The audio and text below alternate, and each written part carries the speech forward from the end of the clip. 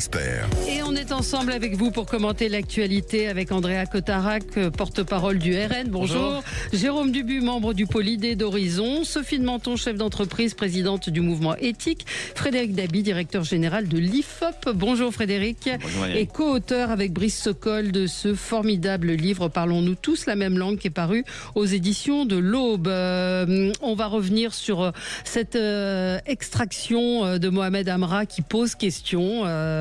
Alors j'ai évoqué avec Philippe Bilger hier qui trouve qu'il doit comparaître devant le juge, que c'est la règle. On va y revenir, seulement ça va coûter très cher, ça va mobiliser 300 policiers entre autres. On va parler de l'éducation nationale avec Elisabeth Borne qui annonce un plan pour l'orientation formidable et Trump qui interdit le sol américain aux ressortissants de 12 pays. Bref, beaucoup de sujets à traiter avec vous. Allez, on commence à voir, vous êtes battus pour ce coup de cœur. Non mais je veux bien le partager.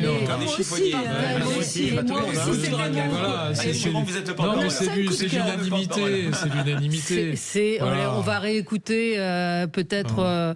Je crois que si Jamel, je le prends de court, mais Gilles l'avait mis dans son zapping, la victoire formidable de Loïs Boisson. Écoutez.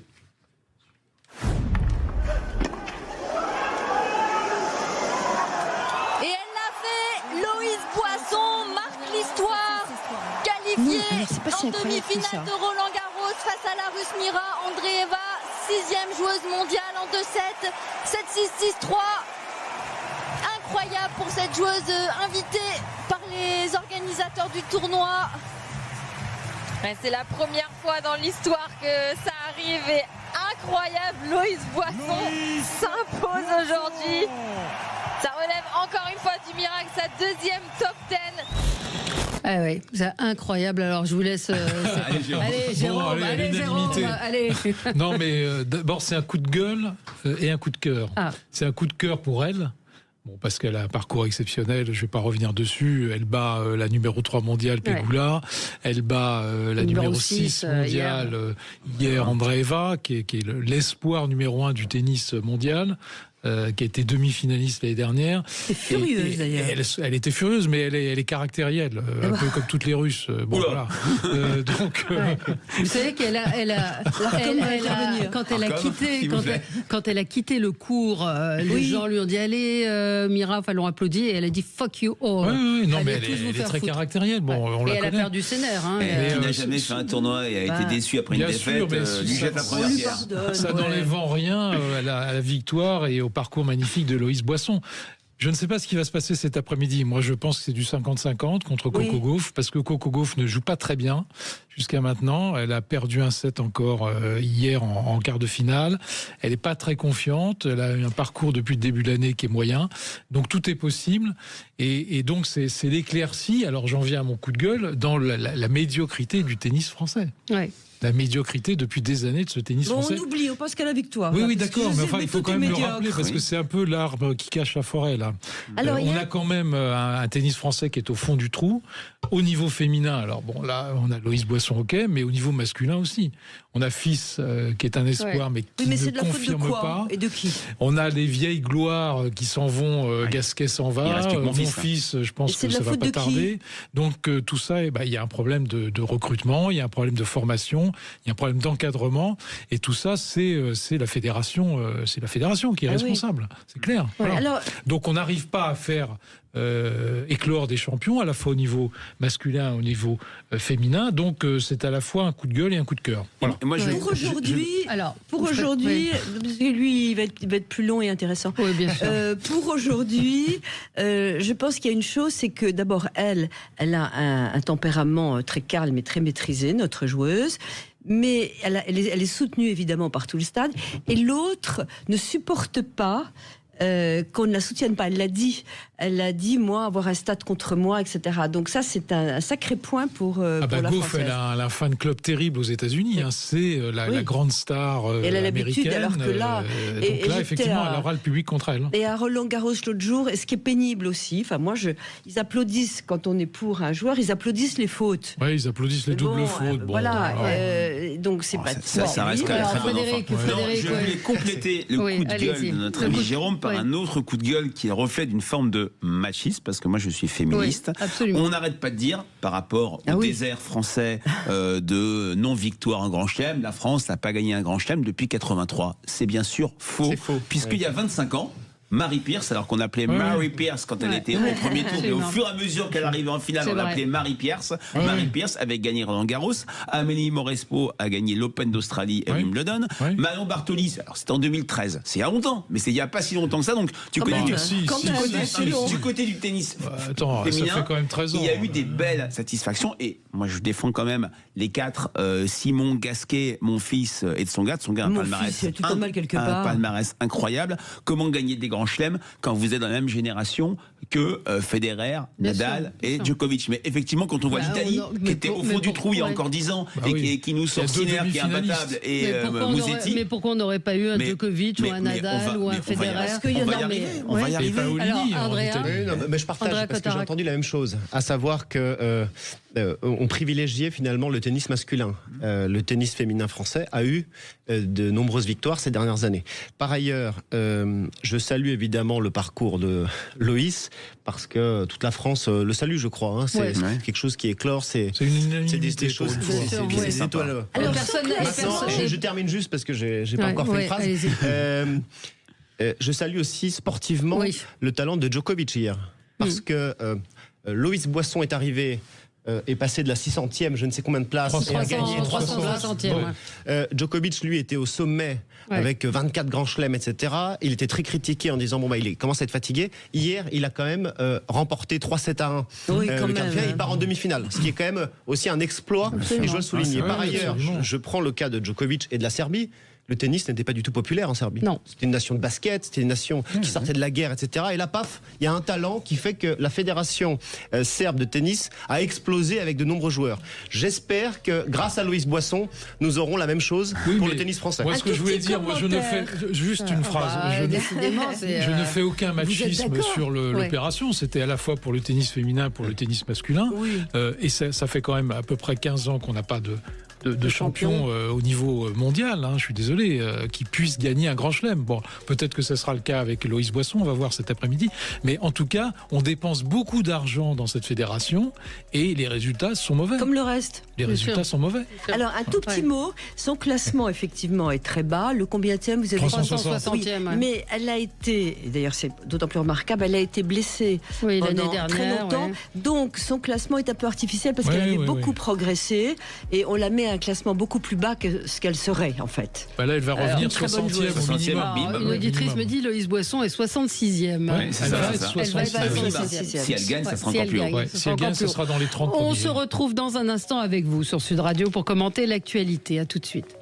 Sud Radio. Sud Radio. Parlons vrai. Parlons vrai. Sud Radio. Parlons radio. Le 10h midi. Mettez-vous d'accord. Valérie Expert. Bon, on va essayer de se mettre d'accord aujourd'hui avec Andrea Cotarac.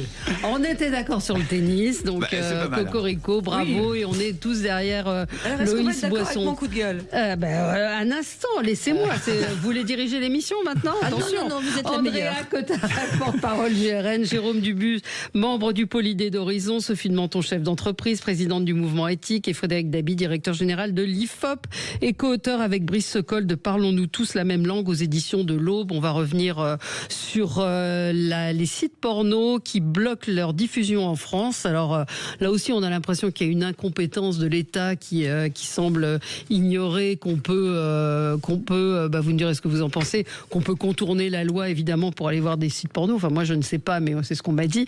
L'éducation nationale avec Elisabeth Borne qui annonce un plan pour l'orientation. Bref, beaucoup de sujets avec vous.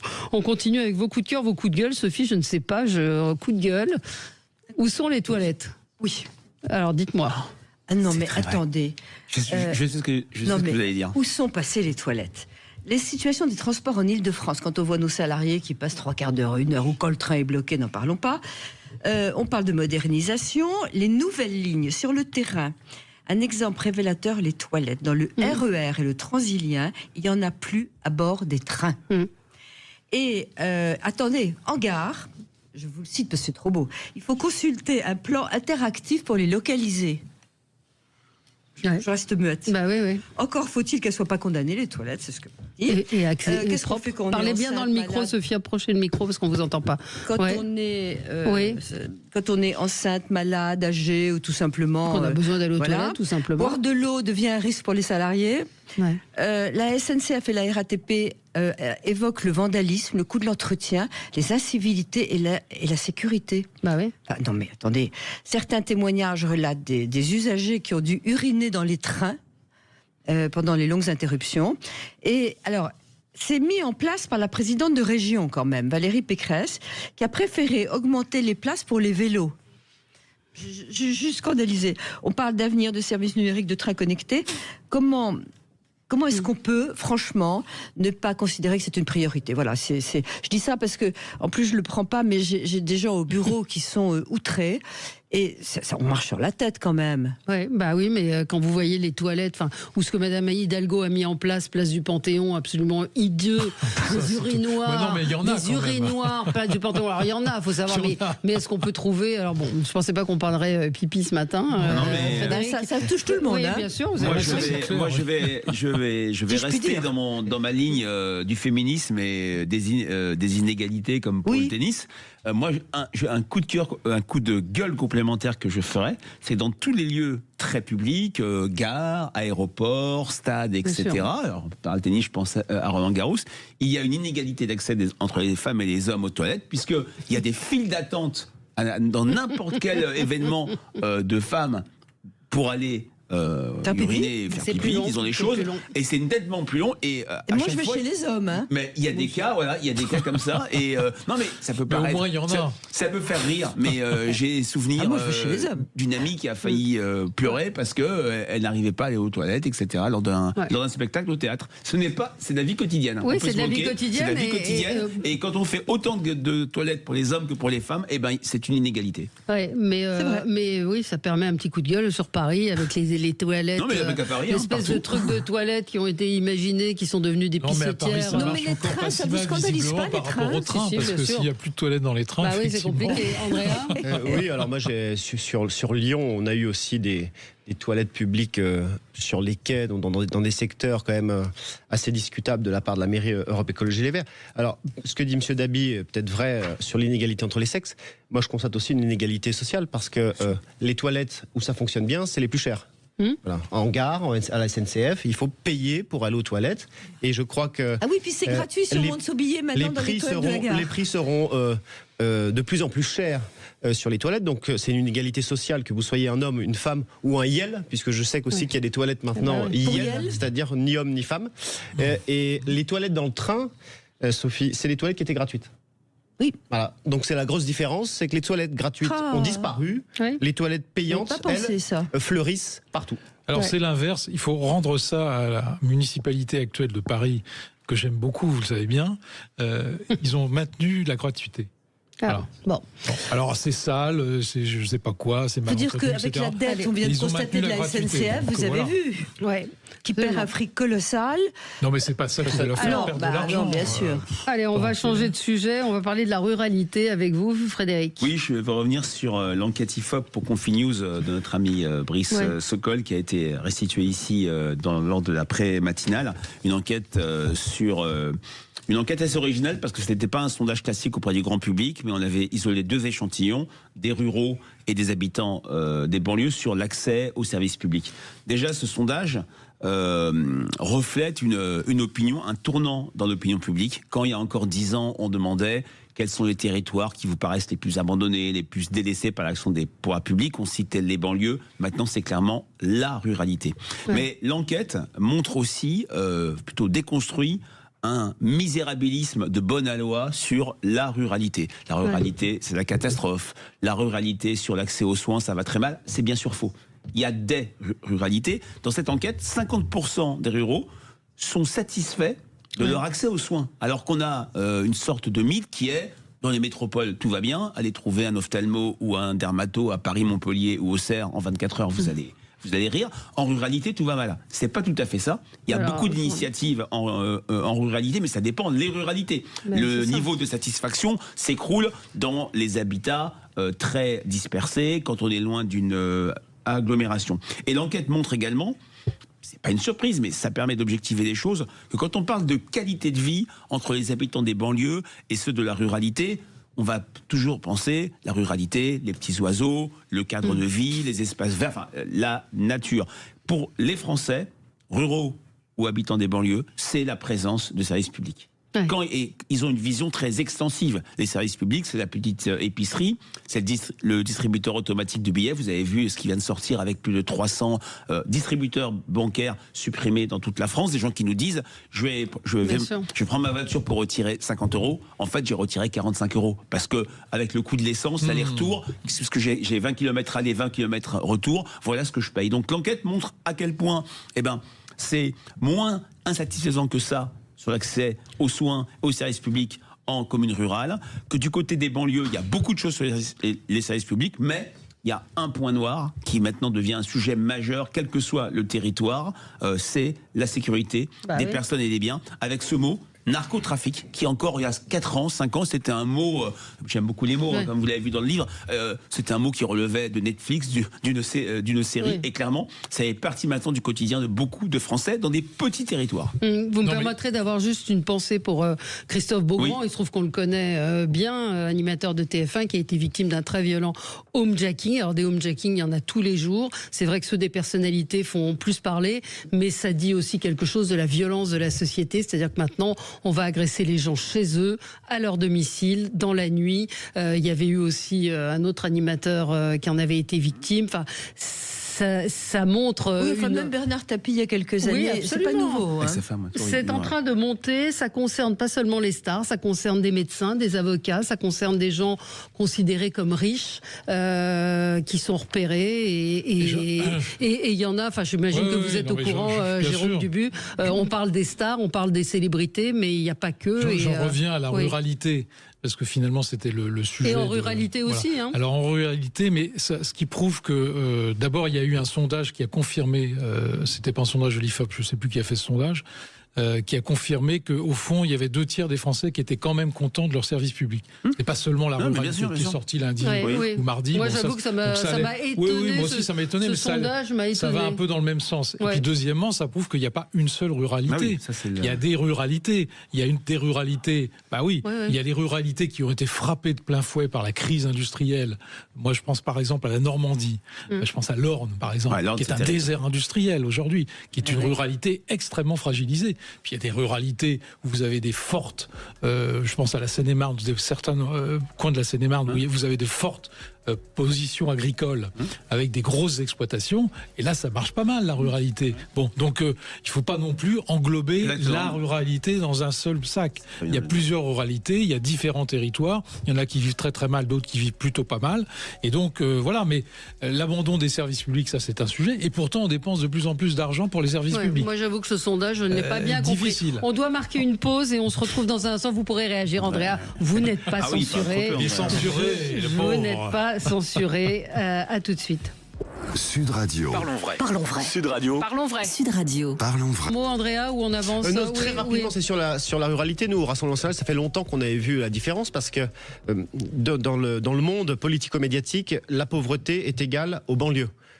Est égal à 117 milliards d'euros d'argent public qui passe de la poche des Français à la politique de la ville et aux banlieues. La réalité, c'est que avant l'IFOP même, et je salue le travail de M. Dabi, mais il y avait l'INSEE qui avait fait une enquête assez grande sur la ruralité, expliquant que l'extrême pauvreté, c'était pas la banlieue, c'était le monde rural, et particulièrement les communes les plus isolées. Ouais, ça, c'est vrai. Ce qui pose quand même un véritable problème d'égalité de traitement entre les citoyens, d'égalité de traitement entre les territoires, parce que les territoires les plus pauvres ne bénéficient pas en priorité de l'argent public des Français. C'est les banlieues qui en bénéficient, et ça pose un véritable problème. Dans le bassin minier, il y a presque 49% de chômage chez les 15-24 ans, si ma mémoire est bonne. Il n'y a pas de politique de la ville pour eux. Pas de politique de la ville. Non, mais je ne crois pas qu'il faille opposer l'un à l'autre. Il faut essayer. Non, mais peut-être équilibrer, non ? Parce que ça fait 10 ans qu'on donne 117 milliards d'euros. Peut-être recoudre l'extrême pauvreté. Parce que si on oppose les banlieues à la ruralité, on ne va pas en sortir. Alors, comme je suis la chef, j'ai droit à 2 coups de gueule. Hier, je vois Madame Nadia Hay, qui a été ministre de la Ville, qui a été battue aux législatives, qui dit « Je remercie le président Macron et le ministre Barrot pour leur confiance. » Et elle a été nommée ambassadrice déléguée interministérielle à la Méditerranée au ministère de l'Europe et des Affaires étrangères. C'est pas un coup de gueule contre elle précisément, mais contre une nomination qui va servir à quoi, si ce n'est à trouver un poste comme on a eu Sarah El Haïry, contre qui pour moi j'ai un coup de gueule parce que ses sorties médiatiques concernent la société No Kids contre laquelle elle s'érige. Commencez par élever vos enfants et on en parlera après. Mais l'ASE, j'aimerais bien qu'elle communique sur l'ASE. Donc il y a des postes comme ça qui ont été créés, des hauts commissariats, des sociétés. Et là, qu'est-ce qu'on nomme? Est-ce qu'on a besoin? On a besoin de pognon et on nomme. Mais c'est la société de l'entre-soi, c'est épouvantable. À la Méditerranée, non mais sans déconner, pas pardon d'être énervé, non? Non, c'est un. Qu'est-ce que vous voulez? C'est consubstantiel à la Cinquième République. Non, mais on n'a pas d'argent, on n'a pas de pognon et on va nommer une déléguée. C'est consubstantiel à la Cinquième République de recaser les gens. Non, c'est de l'entre-soi et puis on recase parce que ces gens-là, elle a été battue, je ne sais pas comment ça se passe, mais effectivement, il y en a plein qui se retrouvent du jour au lendemain sans l'once d'un revenu. Je ne dis pas qu'il faut faire ça, vous avez parfaitement raison, je partage votre coup de gueule, mais on a un système d'entre-soi où on se recase. Non, mais il y a un moment dans la vie politique où il faut arrêter. Bien sûr qu'il faut arrêter. Attends, je termine, j'ai pas fini ma phrase. Il faut arrêter dans la vie politique d'être dépendant financièrement uniquement de ses mandats. Moi, c'est ce que j'ai fait. J'ai toujours été contre le fait d'être dépendant financièrement de ses mandats. Eh ben, on a une vie professionnelle à côté. Ouais. C'est tout. Bah oui, moi j'ai bien fait. Et puis quand on a plus, on fait autre chose. Voilà. Genre le mec qui se fait virer de sa boîte parfois. Aux États-Unis, ça se fait comme ça. En Angleterre, ça se fait comme ça. Sauf que ça va vous parler, Sophie, sauf qu'ils sont inaptes au travail pour beaucoup d'entre eux qui ont eu des mandats et des mandats et des mandats qui n'ont jamais bossé de leur vie. Non, ou alors ils se recassent comme conseillers pour des boîtes chinoises. Avec conflit d'intérêt. Enfin, il y a des tas de jeunes qui ont été battus aux législatives. Il faut qu'ils reviennent dans les boîtes. Moi, j'ai le Rassemblement national a quand même largement commenté les débats budgétaires dans lesquels il y avait plusieurs dizaines, centaines de millions d'euros de fonctionnement pour les comités Théodule. Ouais. Moi, je pense simplement à l'efficacité. Tout le monde sait qu'il y a l'entre-soi, mais à l'efficacité des politiques publiques. Est-ce que ce poste va être efficace? Certainement pas. Et on le sait tous d'avance. Pourtant, il va coûter de l'argent aux contribuables. Et par ailleurs, je critique aussi la Macronie, puisque sur des postes qui devrait être efficace, qui devrait faire rayonner la France comme l'organisation de la francophonie, eh bien Emmanuel Macron ne nomme pas un francophone à sa tête. Il a nommé une Rwandaise qui est anglophone plutôt que de promouvoir par exemple la RDC et le plus grand pays francophone. En fait, il fait l'exact inverse vous êtes de ce qu'il devrait faire.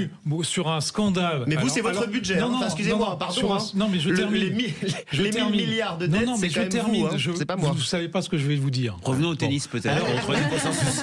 Parce que là, on est dans. On va pas faire des heures dessus. C'est unanime. Juste pour répondre à ce que vient de dire Andrea, parce que lorsqu'il y a une nomination scandaleuse, que je considère scandaleuse alors qu'elle vient de mon camp, mais je la considère quand même scandaleuse, donc vous voyez mon objectivité, qui est la nomination de M. Ferrand comme président du Conseil constitutionnel, vous abstenez. Pourquoi? Parce que vous abstenez. Si on ne nomme pas cette personne-là, que je ne respecte absolument pas politiquement parlant, on aurait eu qui? Aya Nakamura, mais il y en avait Madame Taubira. Enfin bon, merci monsieur, mais on pouvait s'attendre à tout par la Macronie. Nous, ce qu'on va faire, c'est que le Conseil constitutionnel ne changera pas son essence avec monsieur Ferrand. Nous, on passera. Que vous soyez abstenus sur cette nomination. Ce qui est hallucinant, monsieur, c'est que nous, on va faire parler le peuple français par référendum et on soumettra le Conseil constitutionnel. Ce que vous n'avez jamais fait. Alors, Frédéric, les Français en ont marre de ces comités, de ces nominations. Ouais. Franchement, tout n'est pas noté par les gens, mais c'est une mauvaise petite musique qui enracine ce que j'appelle le clivage gros-petit. Il y a le clivage gauche-droite et il y a un clivage vertical, gros-petit, qui est les gros. Alors, le gros, c'est pas du tout physique, c'est les gens qui ont des positions, qui cèdent. Et c'est vrai que par rapport à ce que vous avez dit, c'est l'entre-soi. Quand on se virait des boîtes, j'ai souvenir de verbatim de Français qui disent, bah oui, moi, si je quitte ma boîte, je recommence à zéro. C'est le cas de beaucoup de personnes autour de cette table. C'est vrai que voilà, le privé, une entreprise privée. Est-ce qu'ils ont le chômage? Non, Non, mais c'est vrai que quand on est député, je crois qu'on a quasiment pas le chômage. Enfin, non, mais c'est pas moi. La question, c'est la nomination à un poste. C'est une nomination à un poste qui, comme le disait Andrea, ne va pas avoir une efficacité vraisemblablement. On n'en sait rien. Ne faisons pas de procès. Attention, soyons positifs. Allez, soyons positifs. Effectivement, on demande à voir, mais alors pour Sarah El-Haïry, avait quand même, que vous l'appréciez ou pas, une certaine continuité entre ses fonctions ministérielles passées sur la question de la jeunesse. Et c'est vrai que sur la question de la jeunesse, il y a quand même beaucoup à faire. Maintenant, c'est vrai que tout ça, et ça a été sous Sarkozy. Il y a eu des défaites terribles de la droite au régional de 2010, au cantonal de 2011. Ça a été le cas aussi pour la gauche, pour François Hollande. Mais c'est vrai que, et pour parler plus politiquement, un des leviers du vote RN aujourd'hui, c'est pas Marine Le Pen, c'est pas Jordan Bardella, c'est ce que j'appelle l'alternative. C'est on ne les a jamais essayés, ils feront peut-être moins pire que les autres. À tort ou raison, c'est comme ça qu'une partie importante des Français le verbalise. Non mais Nadia, c'est ambassadrice déléguée interministérielle, c'est pas. Ségolène Royal est ambassadrice au pôle. Oui. Bon, vu les bêtises qu'elle raconte chez vos confrères de BFM, on peut en pas. Mais juste une question. Monsieur Bayrou, c'est quand même le reflet d'un symbole, était patron du Haut Commissariat à la planification. Oui. Il est Premier ministre aujourd'hui. Qu'est-ce qu'il a fait? Commissaire au plan. Commissaire au plan. Exactement. Oui. Qu'a-t-il fait? Et il a fait pas grand-chose. Des rapports qui ont été de 40 pages qui ont coûté extrêmement cher. Ils ont fait des rapports qui ont été classés verticalement. Tout le monde le sait. Oui. Dans un placard, quoi. Un mot sur un mot sur la campagne. Alors avant, ça s'appelait la Gay Pride. Maintenant, ça s'appelle la Marche des Fiertés. Allez voir l'affiche. Donc Valérie Pécresse et la région Île-de-France se désolidarisent de cette affiche polémique. Dans cette affiche, je vous l'ai décrit. Vous avez un homme blanc. Alors il est très blanc. Il est pendu et il est tiré. La corde est tenue par donc vous avez deux femmes voilées, une avec le drapeau palestinien. Donc pourquoi on autorise ces affiches? Elles sont autorisées. Il y a quand même. C'est plus la marche des fiertés, c'est la marche contre l'exploitation. L'international réactionnaire de tous les pays, unissons-nous, mais qu'ils aillent. Jérôme, il y avait le BVP, le Bureau de vérification de la publicité dans le temps. Il y a toujours une autorité qui vérifie. Il y a une autorité et ça me paraît logique. Et quand on faisait passer une pub, c'est pas une publicité. C'est pas une pub, là, c'est un événement. Non, c'est un événement. C'est une communication pour la marche des fiertés. Non, je suis désolée, c'est une pub pour l'événement. Non, ce qui est très très intéressant, c'est qu'il n'y a pas, sur cette affiche que j'ai eu le temps de regarder, il n'y a pas le mot homophobie. Et pendant très longtemps, la marche des fiertés qu'on appelait la Gay Pride, c'était aussi par rapport à la lutte contre le sida. Et c'était extrêmement festif. Maintenant, je crois que les chars et la musique sont interdits. Non, mais là, c'est contre l'international réactionnaire. Ils le disent eux-mêmes. Je ne sais pas qui est l'international réactionnaire. Mais le sujet n'est pas l'affiche. Le sujet est que ça devrait être interdit. Et on va jamais interdire ça. C'est quand même le sens un petit peu de l'histoire. C'est-à-dire que, effectivement, à l'époque, la Gay Pride, ce qu'on appelait la Gay Pride, c'était pour réunir les gens, pour lutter contre l'homophobie, pour faire en sorte de les intégrer dans la société française, de dépénaliser les choses, etc. Aujourd'hui, on fracture. Parce que quand vous mettez un homme pendu, une autre qui est d'une communauté de telle ou telle religion, en l'occurrence une femme voilée, un autre qui tient un pendu, un autre qui fait... On est en train de fracturer la société par de multiples communautés. On est dans le sens inverse que l'essence, en tout cas initiale, de ce type de marche. Si on autorise ce genre d'affiche, laissons faire. Ah non, mais l'affiche, elle devrait être interdite. Mais bon, c'est le RN qui divise apparemment. Donc, mais il manque plus qu'une étoile jaune sur le type. Absolument, elle devrait être interdite. C'est tout à fait ça. On se retrouve dans un instant avec vous et on va parler des peines qui ont été prononcées contre certains casseurs. C'est important de dire certains casseurs après le match du PSG. Parce qu'il y a le gentil casseur et le méchant casseur. Non, certains casseurs, parce qu'il y a des... Enfin, on va y revenir tout de suite. Sud Radio. Sud Radio. Parlons vrai. Parlons vrai. Sud Radio. Parlons vrai. Bonjour, c'est André Berque. C'est la personne. Sud Radio, le 10h midi, mettez-vous d'accord, Valérie Expert. Allez, de retour avec vous sur Sud Radio. Je vous rappelle que c'est la fête de la radio aujourd'hui. Joyeuse fête. Oui, bonne fête de la radio. Youpi. Les Français aiment la radio, ils écoutent la radio. Un quart des Français a utilisé la radio pour s'informer lors d'une crise. Donc, quoi, un quart? C'est un sondage. C'est pas assez, vous avez raison. Andrea, avec vous, vous vouliez revenir, vous, sur les peines prononcées contre les casseurs post-PSG. Oui, je vais essayer d'être rapide. Alors moi, je différencie d'abord très nettement les supporters que j'ai croisés, qui sont parfaitement pacifiques, qui vont au stade, etc., qui ont fêté les choses, et la masse de personnes qui sont allées casser, piller, taper du flic. On a eu beaucoup de déclarations de certains magistrats qui justifiaient ces peines-là, d'autres qui les critiquaient nettement. On a toujours les mêmes termes, et moi je pense qu'il y a une banalisation de la violence dans ce pays qui est abominable. J'ai lu Le Parisien, par exemple, le lendemain, qui disait « des drames inévitables ». Bon, pourquoi c'est pas évitable, c'est une question. Vous avez un député macroniste qui a dit que la violence était intrinsèque à la société française. Oui. Bon, d'accord.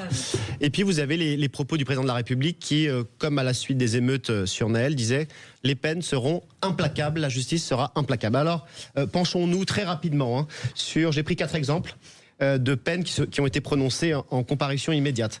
Hugo M, 24 ans. Alors lui, il a été condamné pour violence sur policier, insulte, tentative de saisir une arme. Il a été condamné à 10 mois de prison, 5 avec sursis, le tout aménageable. C'est-à-dire qu'il aura un bracelet électronique pour avoir frappé des policiers, les insulter et avoir tenté de saisir une arme. Il est français.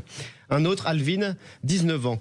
Lui, il a été condamné pour avoir jeté des cailloux sur des motards policiers. Donc il passait en moto et il les a canardés de cailloux. Lui, il aura 100 jours de travaux d'intérêt généraux et un stage de citoyenneté. 19 ans. Donc il a tiré sur des policiers avec des cailloux. Il a envoyé des cailloux. Oui.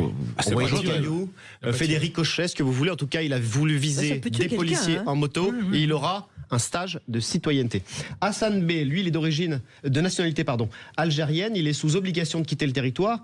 Il était ivre sur la voie publique. Il a donné un coup de pied à un policier. Il a 7 mois avec sursis, pareil, sous bracelet électronique, sans expulsion du territoire. Les juges ont apparemment oublié de l'expulser du territoire, puisqu'il était déjà sous OQTF. Je termine simplement mon petit coup de gueule. Ali A, lui, il est de nationalité tunisienne. Il a jeté un projectile sur un policier. Il aura un stage de citoyenneté. Donc, la question, c'est la suivante, c'est qu'on oppose souvent la gauche et la droite. La gauche serait humaniste et droit de l'homiste, la droite serait répressive. Moi, je pense que ça va au-delà de ça. Aujourd'hui, c'est du bon sens, et c'est même la philosophie de Beccaria. Vous savez, ce philosophe qui a révolutionné le droit pénal, arrêté les tortures, il a individualisé les peines, il a proposé une proportionnalité des peines. Mais il y a une notion qu'on ne cite jamais, et j'en terminerai là-dessus, c'est qu'il parlait du sens de la peine. Il faut que la peine ait du sens, à la fois pour la société. Quand la société aujourd'hui voit des sauvageons, comme disait Jean-Pierre Chevènement, qui pillent, qui cassent et qui ont 500 € d'amende. Des racailles, comme dit Bruno Retailleau. Des racailles, si vous voulez. Des barbares. Ce que vous voulez, en tout cas, des personnes qui cassent, qui pillent, qui frappent des policiers, qui ont 500 € d'amende, quand dans le même temps, un boulanger qui travaillait le 1er mai a eu 3 000 € d'amende, le sens de la peine pour la société doit être posé. Et deuxièmement, le sens de la peine pour l'individu. Un Algérien sous OQTF qui frappe un policier, qui est pris en flagrant délit, qui est arrêté, aurait pu imaginer, en tout cas en Algérie, dans son pays, que ça serait quand même mal terminé pour lui. Il a 500 € d'amende et un stage de citoyenneté pour quelqu'un qui n'est pas citoyen. Donc ma question, c'est la suivante. Ces peines ont-elles un sens ? Je crois qu'elles n'ont surtout aucun sens, et que plus personne ne comprend cette justice. Et nous sommes évidemment tous d'accord. Sauf que moi, je vous pose la question. Imaginons que le RN arrive au pouvoir.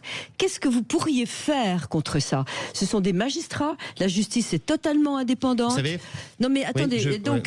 J'aimerais savoir comment les mêmes... vous êtes au pouvoir, il y a les mêmes qui sont jugés. Expliquez-moi comment on va faire pour que ce soit différent. Écoutez, la justice indépendante, c'est garanti par la Constitution, certes. Il n'en reste pas moins que lors de la Révolution française, le juge était défini de la façon suivante. Le juge, c'est la bouche de la loi. La bouche de la loi. Quand vous mettez des peines planchées, des peines automatiques, pour des mineurs multirécidivistes par exemple, le juge n'aura pas d'autre choix que d'établir une peine qui soit non pas minimale, mais qui soit à la limite de la peine plancher.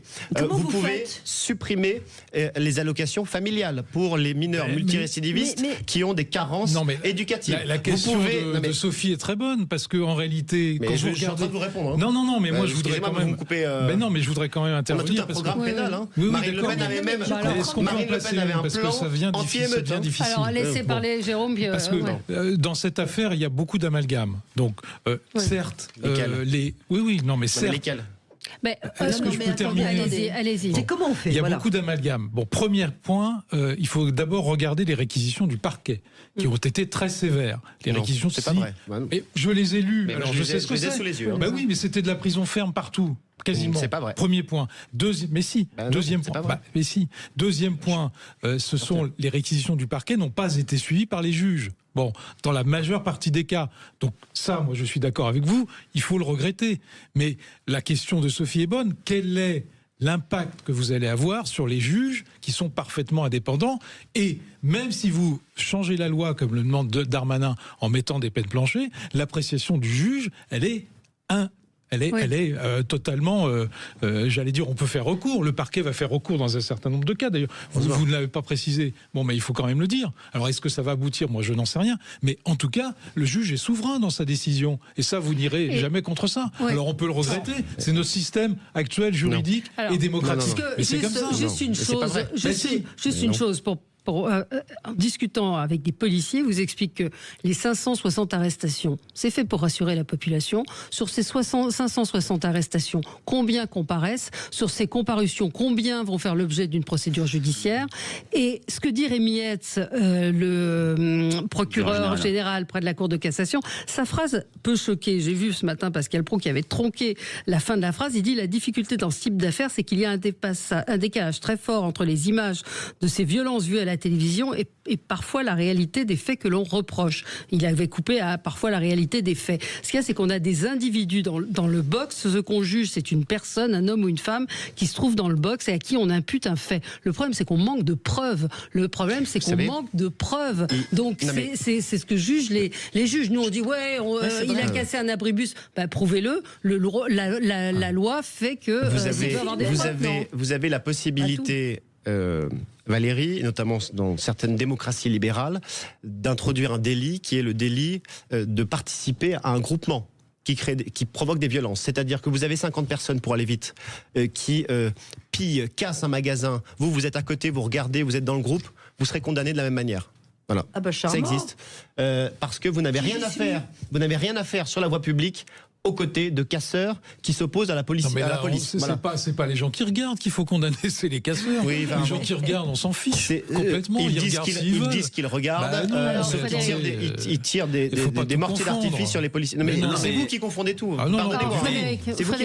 J'entends ce qui est dit dans nos enquêtes qualitatives. Ce qui s'est passé ce week-end autour de la victoire du Paris Saint-Germain a quand même choqué profondément parce que ça a réactivé des scènes passées. On oublie dans les chocs qu'ont connu des Français, ce qui s'est passé au moment des émeutes urbaines, et non pas de banlieue, l'émeute urbaine de juin et juillet 2023. C'est vrai que sur la question de la sécurité, de l'insécurité, vous parliez de ce qui est arrivé à notre ami Christophe Beaugrand, pour les Français, la solution ou le problème, c'est pas un +2, c'est pas quantitatif, c'est pas plus de policiers, plus de moyens, c'est un problème de justice pénale. À tort raison, je dis pas ce qu'il a dit, je dis la perception du réel, et jamais, le sentiment que la justice ne sanctionne pas assez sévèrement les coupables, c'est des questions qu'on pose à l'IFOP qui sont assez longitudinales, qu'on pose depuis plus de 20 ans, n'a été aussi fort. Et sur Gérald Darmanin, ce qui est très intéressant, le fait que ce soit le seul ministre, alors je mets de côté le petit intermède Michel Alliot-Marie, qui soit passé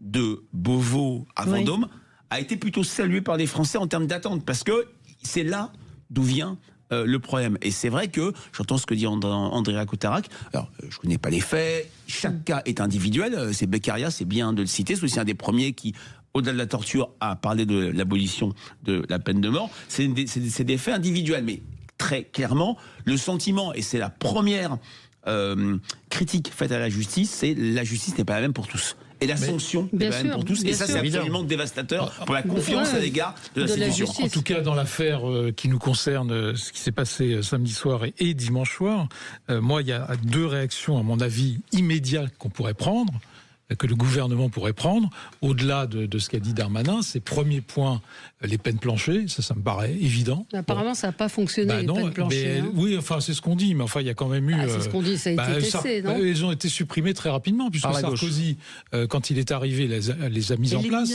Et quand Hollande est revenu... La justice des mineurs. On m'a coupé la parole tout à l'heure. Quand Hollande est revenu en 2012...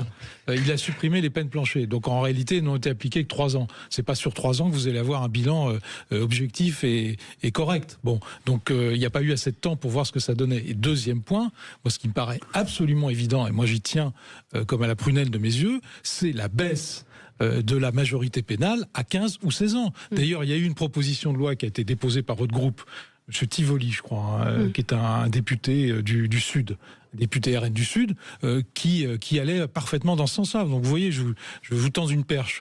Et la majorité, alors lui, il proposait 16 ans. Moi, à mon avis, c'est plutôt 15 ans. Ça, c'est absolument indispensable. Mais on les met où ?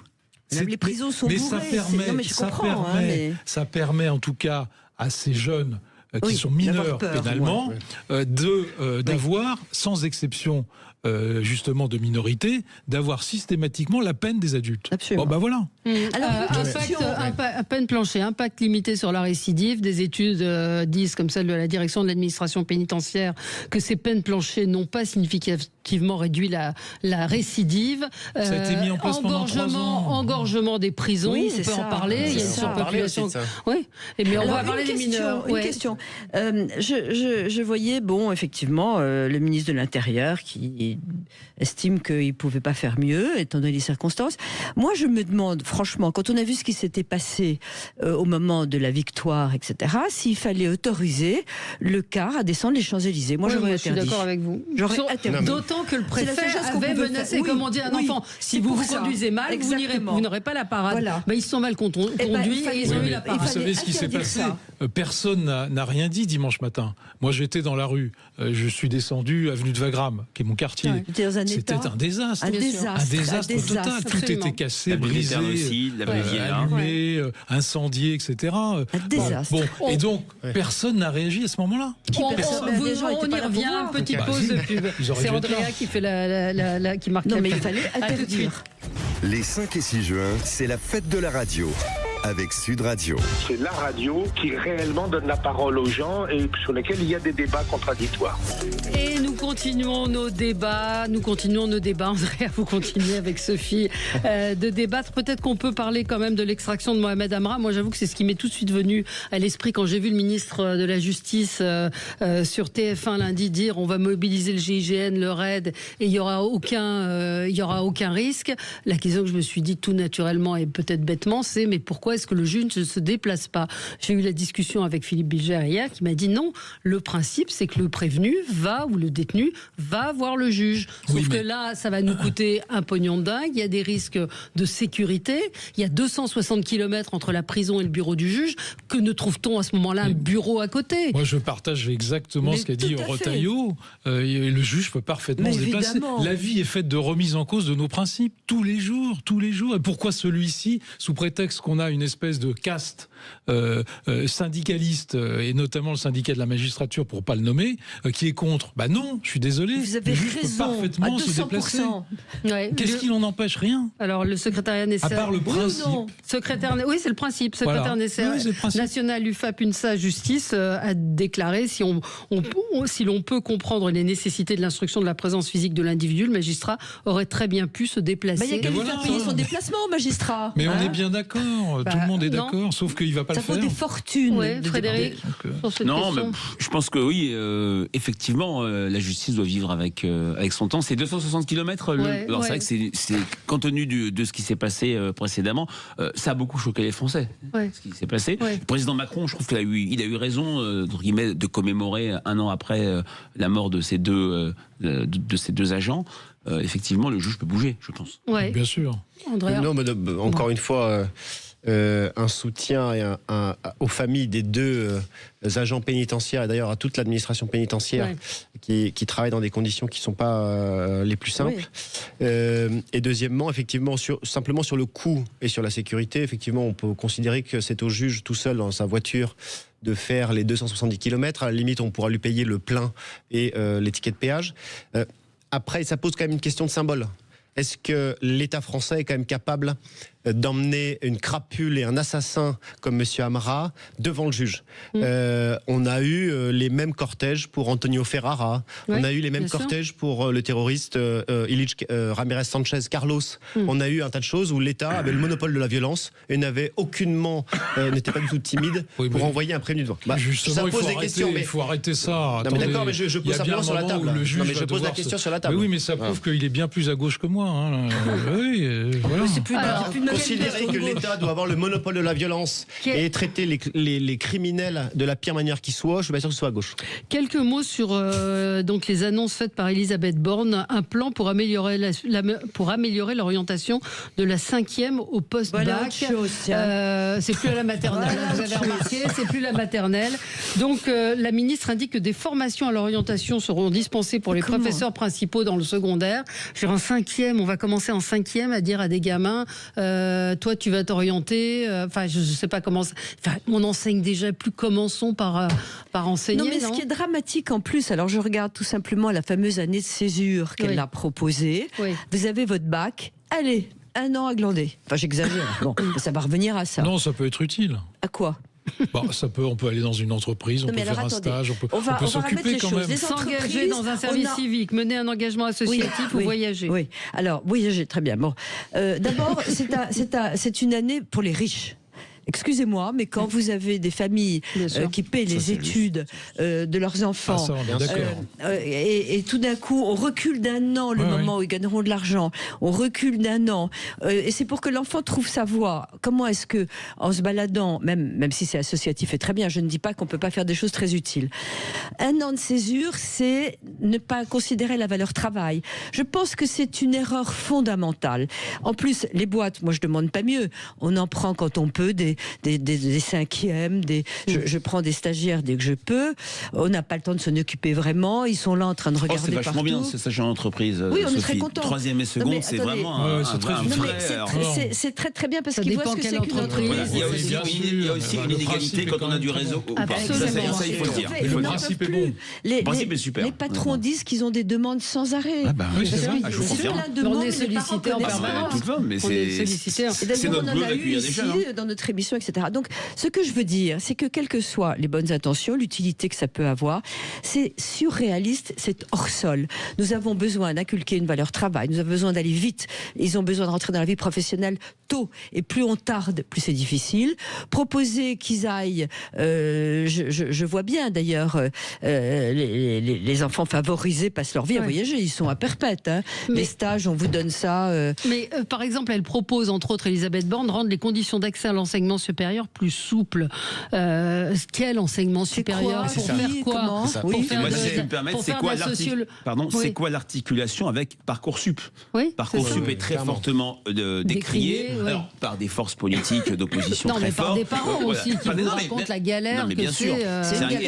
C'est surtout un stress supplémentaire pour les parents qui est absolument terrible. Aussi bien des parents d'élèves brillants que d'élèves plus difficiles. C'est les parents qui s'y collent d'ailleurs. C'est assez étonnant pour Elisabeth Borne parce que d'abord, c'est elle qui a imposé la réforme des retraites, qui avait promis une entrée sur le marché du travail plus tôt. La même Elisabeth Borne recule d'1 an la potentielle entrée du travail chez les jeunes. Et d'ailleurs, sa loi n'a aucune efficacité en la matière, en tout cas sur les 3 dernières années. Deuxièmement, vous parlez des stages en entreprise. Je vais aller très vite puisque j'entends déjà la musique. Les stages en entreprise, il y a des stages obligatoires pour les lycées professionnels, par exemple. Et ben, vous savez, rien qu'à Lyon, il y a 30 000 gosses qui n'ont pas de stage parce qu'ils n'ont pas assez le réseau, etc. Donc là, on va faire une césure de je ne sais quoi. Et troisièmement, on peut aller voir ce qui se passe en Suisse.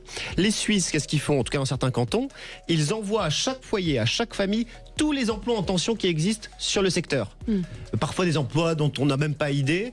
Si un gamin choisit la voie d'un emploi en tension, il a une bourse pour ses études. Les parents sont rassurés parce que l'enfant a un emploi local sur le territoire. Et la nation aussi est contente puisqu'on remplit les emplois en tension sans forcément faire appel à l'immigration. C'est fini pour aujourd'hui. Merci à tous. Très bonne journée sur Sud Radio. À tout de suite. Sud Radio. Sud Radio. Parlons vrai. Parlons vrai. Sud Radio. Parlons vrai.